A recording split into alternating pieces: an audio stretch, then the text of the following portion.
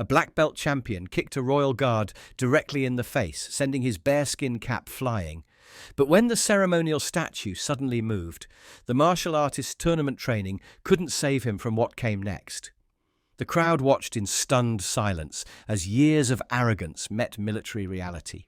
Now, before we continue, let us know in the comments where you're watching from. Also, make sure to check out our second channel, Guard Patrol, linked in the pinned comments, because we upload daily at the same time on both channels. So, subscribe to both and never miss a powerful story. The dawn light cast long shadows across Buckingham Palace as tourists began to gather, cameras ready to capture the iconic changing of the guard. Among them stood Ryan Chen, his designer tracksuit and confident swagger setting him apart from the crowd. At 32, Ryan had built his reputation as one of America's most decorated martial arts champions, with 3 international titles and a chain of elite dojos across California. His Instagram bio said it all: undefeated, untouchable, unstoppable. "This is what they call security," Ryan scoffed, eyeing the motionless royal guard standing at attention. He adjusted his custom Rolex, a gift from his latest sponsor. "In my world, a fighter who stands still is just asking to get knocked down." The 4 men surrounding Ryan, his training partners and devoted followers, nodded in agreement, their matching team jackets identifying them as members of Chen's elite combat system. They formed a protective semicircle around their leader, an instinctive formation developed through years of tournament competitions. "Remember Tokyo last year?" one of them said, grinning. "That Swedish champion who said he was unbeatable didn't last 40 seconds in the ring with you." Ryan's eyes narrowed as he studied guard William Harrington, whose scarlet tunic and bearskin cap stood in stark contrast to the modern glass and steel of Ryan's fighting cage. At 28, Harrington had served with distinction for 8 years, though nothing in his impassive expression revealed the 3 tours of duty in Afghanistan or the night operation in Syria that had earned him a quiet medal ceremony at the Ministry of Defense. "Look at that stance," Ryan muttered, professional assessment mixing with derision. "Completely vulnerable, no center of gravity, no defensive posture." He rolled his shoulders, the movement rippling through muscles honed by thousands of hours of training. All that ceremonial garbage would get him destroyed in a real fight. A few tourists nearby glanced nervously at Ryan's group, sensing the unmistakable energy of contained aggression. Among them, Colonel James Thornton, retired after 30 years of distinguished service with the Royal Marines, paused in his morning walk. His weathered face registered concern as he observed Ryan's demeanor, recognizing the telltale signs of a man looking for confrontation. "Let me show you what a real fighter looks like," Ryan announced, stepping closer to Harrington. The guard's eyes remained fixed forward, his disciplined stillness a stark contrast to Ryan's fluid movement. "See, a real fighter is always ready, always moving, always aware." He demonstrated a defensive stance, his trained body shifting with practiced precision. Ryan began circling the guard, analyzing his form with the critical eye of a professional. "Look at this poor guy. They've trained all the fighting instinct out of him." He approached from different angles, deliberately entering Harrington's peripheral vision. In a real combat situation, this level of rigidity gets you killed. Tourists had begun to gather, forming an impromptu semicircle. Some looked uncomfortable, others curious, a few entertained by the unexpected show. A family from Germany quietly ushered their children away, the parents exchanging knowing glances that spoke of disapproval. "You know what we're looking at here?" Ryan gestured to the guard as though presenting an exhibit. "The difference between ceremony and combat. These guys are performing, not fighting." He executed a series of quick jabs that stopped just short of Harrington's face, demonstrating his control. "Every move I make is designed for one purpose: victory." Colonel Thornton had moved closer now, his military bearing evident despite his civilian clothes. The medals pinned discreetly on his lapel caught the morning light. decorations that spoke of real battles fought and real sacrifices made. His expression remained neutral, but his eyes never left Ryan's increasingly aggressive display. "Ladies and gentlemen," Ryan called out, assuming the role of an impromptu ringside announcer, "what you're witnessing is the fundamental difference between British tradition and actual combat effectiveness." He gestured toward Harrington with a theatrical sweep of his arm.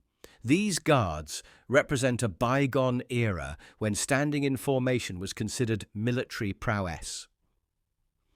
Ryan's training partners had positioned themselves strategically around the guard, forming what martial arts practitioners would recognize as a demonstration circle.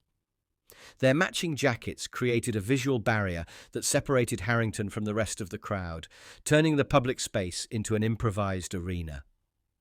"This is Jin," Ryan gestured to the tallest of his entourage, a man with a stoic expression and hands wrapped in professional-grade tape. "Three-time international kickboxing champion. And Marcus here," he nodded toward a compact, muscular man with a fighter's cauliflower ear, "former welterweight MMA title holder. We train fighters who win actual combat sports, not ceremonial soldiers who win costume contests." The crowd had grown larger now, drawn by the spectacle of Ryan's impromptu demonstration.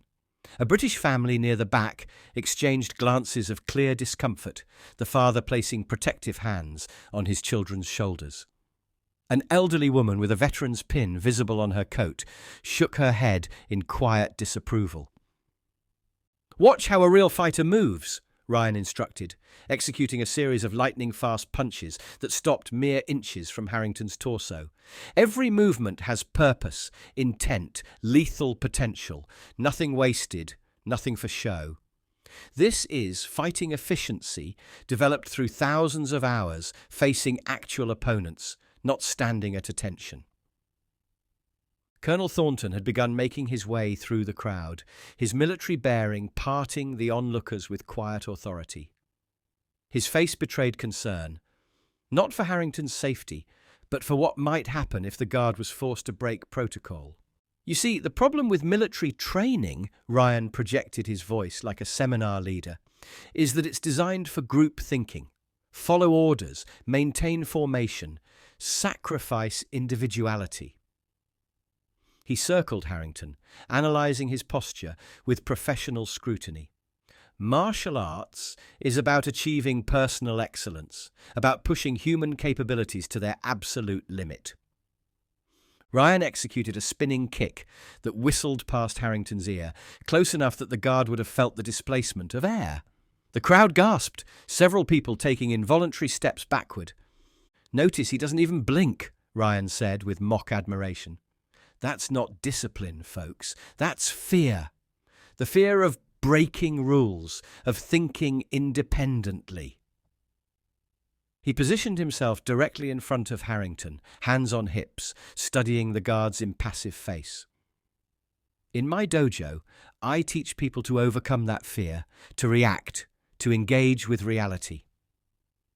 A woman with a young daughter pulled the child away from the scene, murmuring, "This is disrespectful. We're leaving." Several others followed their example, uncomfortable with the escalating tension. "I think we need a practical demonstration," Ryan announced, his voice carrying the practiced authority of a man accustomed to commanding attention in competition rings. "Theory is fine, but nothing teaches like experience."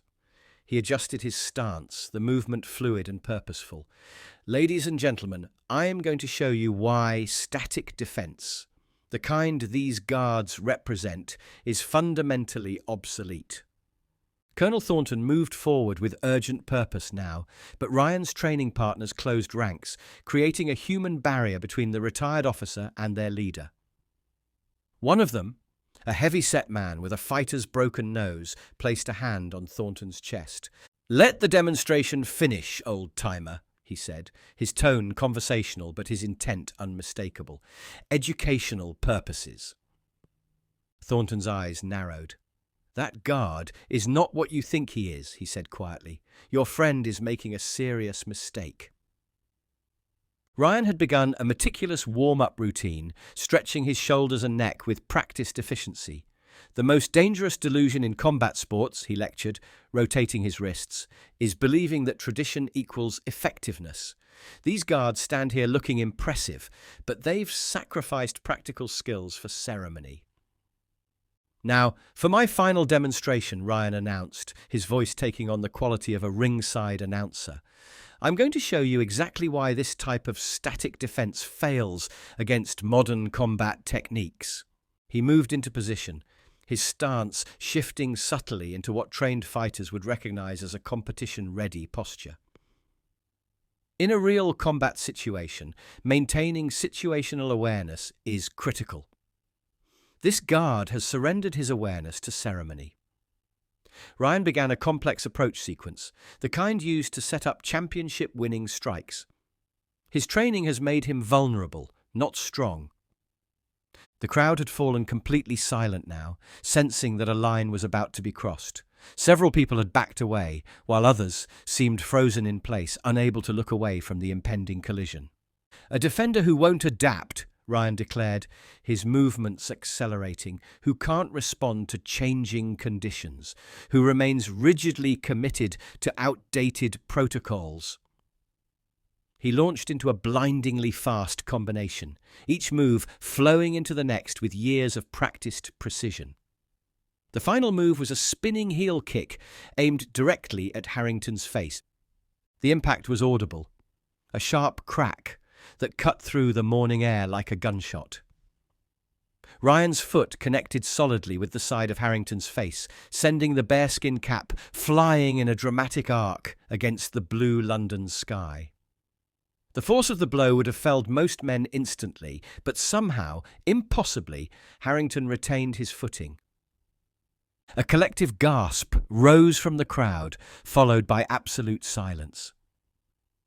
Time seemed to stretch and slow, each second extending into an eternity as the bearskin cap completed its arc and landed on the courtyard stones with a muffled thud. Ryan recovered his balance with practiced efficiency, a triumphant smile beginning to form on his lips. "And that," he announced to the stunned audience, "is why—" His words died in his throat as he registered what was happening before him.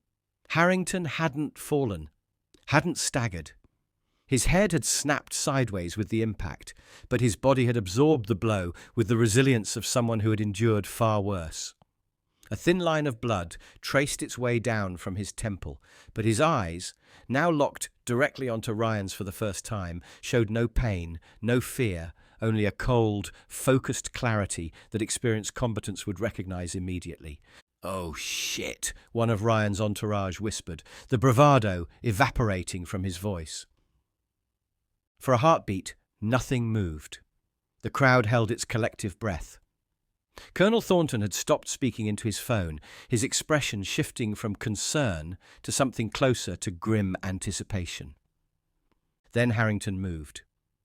It wasn't the clumsy response of a ceremonial figure unaccustomed to actual combat. It was the precise, economical motion of a predator who had stalked targets through mountain passes and urban conflict zones. His ceremonial rifle clattered to the stones as Harrington closed the distance between himself and Ryan with a speed that belied his formal attire. Ryan, to his credit, recognized the danger instantly and shifted into a defensive stance. "Now we're talking," he said, but the confidence in his voice had hollowed. "Let's see what they actually teach you soldiers." The guard's first strike interrupted Ryan's taunt with brutal efficiency. It wasn't showy or dramatic, just a textbook perfect combat move delivered with the force of someone who had applied such techniques in life-or-death situations. Ryan blocked instinctively, his trained reflexes responding before his brain could process what was happening. But the impact still sent him staggering backward. The guard didn't speak, didn't posture, didn't play to the crowd. He moved with the focused intensity of someone executing a mission parameter rather than performing for spectators. His expression remained professionally neutral, even as he systematically dismantled the martial artist's defenses with clinical precision. Ryan attempted a counterattack, launching a kick that had won him tournaments across 3 continents. Harrington caught the leg in mid-air and with one decisive motion took the champion to the ground. The impact knocked the wind from Ryan's lungs, his eyes widening with the sudden humbling recognition that he was drastically outmatched. Guard Harrington maintained his position, one knee precisely placed on Ryan's sternum. Enough pressure to immobilize, but not injure. The martial artist's surprise had given way to a competitor's instinct to counter, but each attempt to regain advantage was met with subtle adjustments that rendered his extensive training ineffective. "Stay down," Harrington spoke for the first time, his voice carrying the quiet authority of command rather than the anger of someone who'd been assaulted. "This ends now." Colonel Thornton stepped forward, Ryan's entourage no longer attempting to block his approach. "I believe," he addressed the martial artist with military precision, "you've just received a practical education in the difference between performing combat and experiencing it." Ryan struggled ineffectively against Harrington's hold. "What the hell? You can't—" "Guard Harrington can do considerably more than he's currently demonstrating," Thornton cut him off, his tone conversational yet edged with steel. Before his assignment to the Queen's Guard, he served with the Special Reconnaissance Regiment. 4 combat deployments, 2 distinguished service commendations. He paused, allowing the information to sink in. "The ceremonial duties you've been mocking require the highest levels of discipline from soldiers who've already proven themselves in actual combat." The crowd had reformed at a safer distance, their expressions a mixture of shock and dawning understanding. Palace security personnel were approaching rapidly across the courtyard, their radios crackling with urgent communications.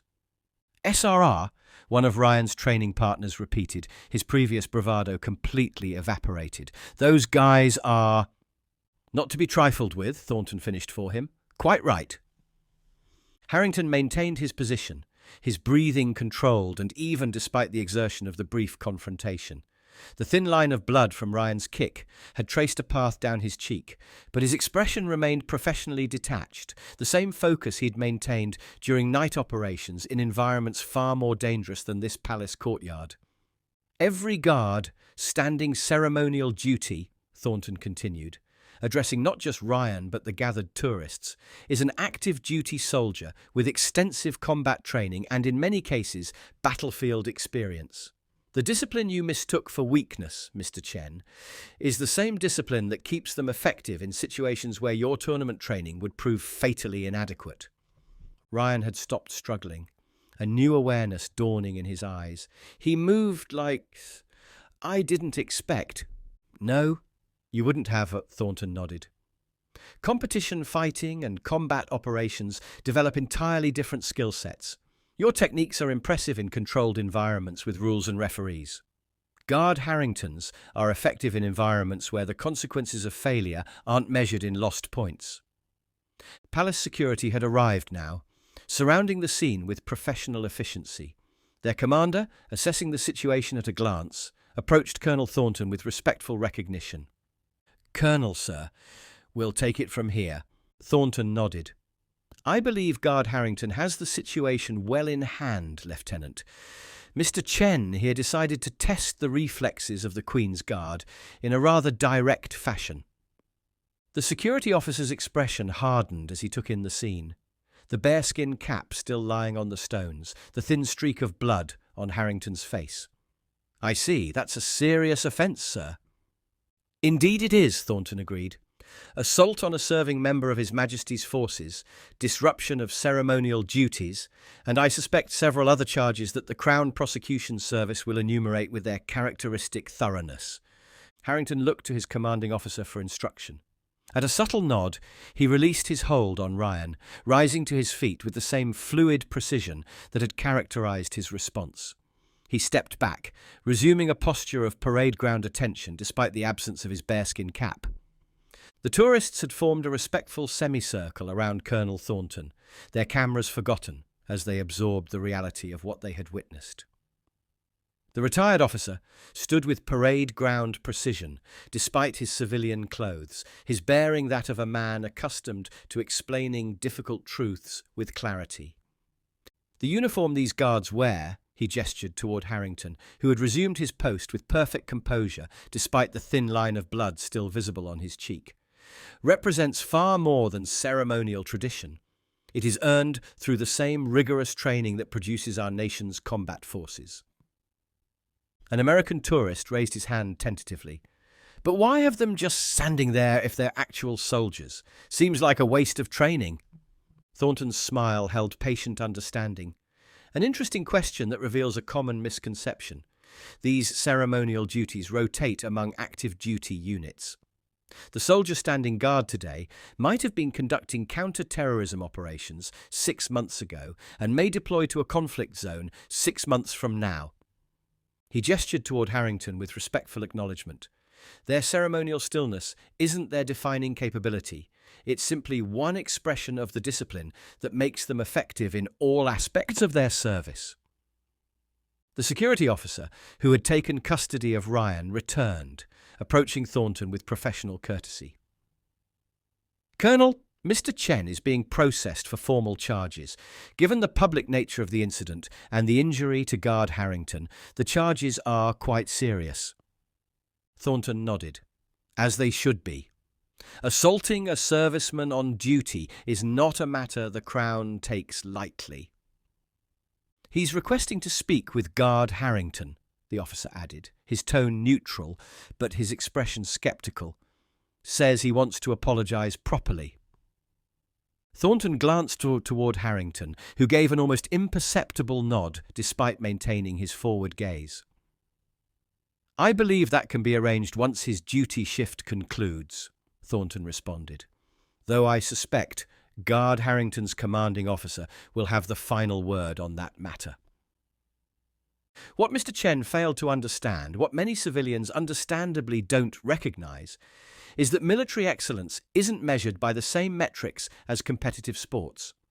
In competition, the goal is to demonstrate superior technique within established rules. In military service, the goal is effective mission completion, often under conditions where rules are secondary to survival. He gestured to Harrington's immaculate uniform, now slightly marred by the confrontation. "The discipline you see in these guards, the ability to stand motionless for hours, to maintain perfect composure regardless of provocation, that's not separate from their combat training. It's an extension of it. The same mental control that allows a soldier to remain still under tourist harassment is what allows them to remain calm under enemy fire." A young woman at the front of the crowd spoke up, her accent marking her as local. "But why didn't he respond sooner? He just took that kick to the face without moving." "An excellent question," Thornton replied. "Military protocol establishes clear parameters for when a guard may break ceremony and respond to a threat.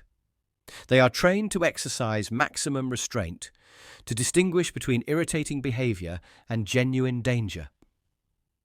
His explanation carried the weight of someone who had both followed and issued such orders. Guard Harrington demonstrated that restraint perfectly. He responded only when directly assaulted, and even then, his response was precisely calibrated to neutralize rather than harm. A palace staff member approached, carrying a first aid kit. After a brief exchange with Thornton, she moved toward Harrington, who maintained his position as she carefully cleaned the blood from his face. The guard's eyes remained fixed forward throughout the process, his discipline unbroken even during this necessary intervention. "To stand guard at these posts," Thornton continued once the staff member had finished, "is considered one of the highest honours in military service. These men are selected not just for their ceremonial precision, but for their exemplary service records. The bearskin cap and scarlet tunic aren't costumes, they're recognition of excellence." He smiled slightly, a rare break in his formal demeanour. If Mr. Chen had bothered to research before his demonstration, he might have discovered that many of these guards have combat decorations that would fill a display case far more impressive than any tournament trophy cabinet. As afternoon shadows lengthened across Buckingham Palace's courtyard, Guard William Harrington emerged from the guard quarters in his standard combat uniform rather than ceremonial dress. The military physician had thoroughly examined the impact site, noting with professional approval Harrington's instinctive reaction that had turned what could have been a jaw-breaking blow into a glancing impact. "You rolled with it perfectly," the doctor had commented while applying antiseptic to the cut. "Textbook defensive reaction." Harrington had merely nodded. The instinct to minimize impact damage had been drilled into him during countless hours of close-quarters combat training that emphasized survival over spectacle, efficiency over showmanship. The medical assessment had confirmed what he already knew. No significant injury from Ryan's kick, just superficial bruising that would fade within days. He'd endured far worse in training exercises, let alone combat deployments in regions whose names rarely appeared in news reports. Inside the security office, Ryan Chen sat alone, his designer tracksuit now rumpled, his championship confidence deflated by the reality of criminal charges and the humbling experience of being so thoroughly outmatched. When Harrington entered, Ryan stood immediately, his body language communicating a respect entirely absent from their earlier encounter. "Guard Harrington," the security officer nodded. "Mr. Chen has been formally charged, but he requested this conversation before processing continues." Harrington's nod was professional, neither friendly nor hostile. "Understood." "I'll be right outside," the officer added, stepping out and closing the door behind him. For a moment, the two men regarded each other in silence, the martial arts champion and the soldier, each recognizing something in the other that had been obscured by their roles and Ryan's assumptions. "That was SRR training, wasn't it?" Ryan finally asked, his voice quieter than before, the performative quality gone. "I've trained with Special Forces guys from 3 countries. Never seen anything quite like what you did." "We adapt techniques to operational requirements," Harrington replied simply, neither confirming nor denying the specifics of his military background. Ryan's laugh held no humour. "Operational requirements. Right." He gestured to the chair opposite him. "Mind if we talk for a minute? Man to man." Harrington took the offered seat, his posture military straight, even in this informal setting. "I'm listening." "I screwed up," Ryan admitted bluntly. "Completely misjudged what I was looking at. When I saw you standing there, I saw—" He hesitated, searching for words. "A target," Harrington finished for him, "not a fellow professional." Ryan nodded, genuine regret crossing his face. "That's exactly it. In my world, everything's about demonstrating superiority, proving you're the best." He looked down at his hands. The hands that had won championships, but had proven ineffective against Harrington's disciplined response. "I didn't understand what I was actually looking at." "Few civilians do," Harrington replied, his voice neutral but not unkind. "That's by design." "The stillness," Ryan said, looking up again. "I thought it was just ceremony, just tradition, but it's actually—" "Control," Harrington finished. "The same control that allows us to stand motionless for hours, allows us to make split-second decisions under fire without panicking." Ryan nodded slowly, processing this revelation.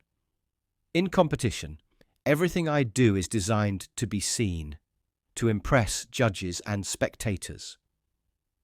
What you did—" He shook his head. "There was nothing showy about it, just effective." "Different training for different purposes," Harrington said, echoing Colonel Thornton's earlier assessment.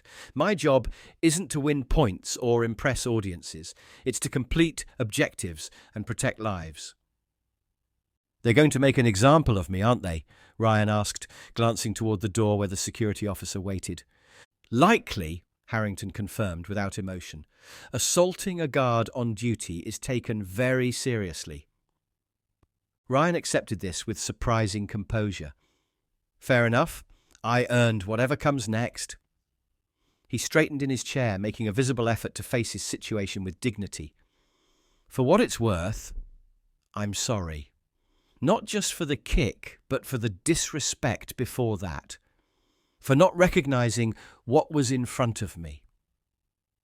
Harrington studied him for a moment, assessing the sincerity of the apology. Whatever he saw apparently satisfied him because he gave a single precise nod. Acknowledged. As he stood to leave, Ryan spoke again. "One last question. When I kicked you, most men would have gone down, or at least staggered. You barely moved. How?" Harrington paused at the door, his expression unchanging, but something almost like professional respect entering his voice. When you've had real IEDs detonate nearby, a kick to the face is just another Tuesday. He left without waiting for a response, returning to his unit and his duties with the same disciplined precision that had characterized his entire response to the incident.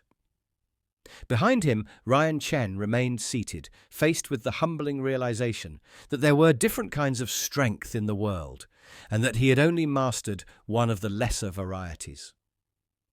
Back at his post the following day, Guard Harrington stood at attention, his bearskin cap restored, his uniform immaculate.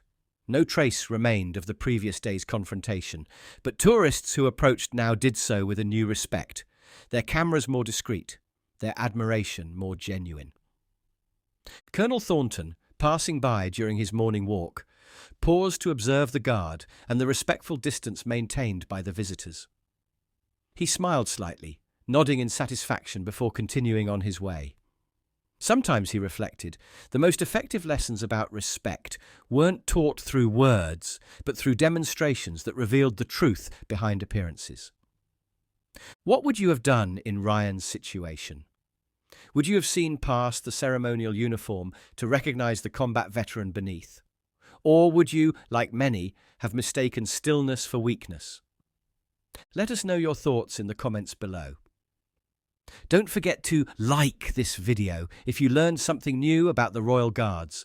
Subscribe to our channel for more stories that reveal the truth behind ceremonial traditions, and hit that bell icon to be notified when we upload our next video. Make sure to check out our previous videos appearing on your screen right now, and we'll see you again tomorrow at the same time with another brand new video.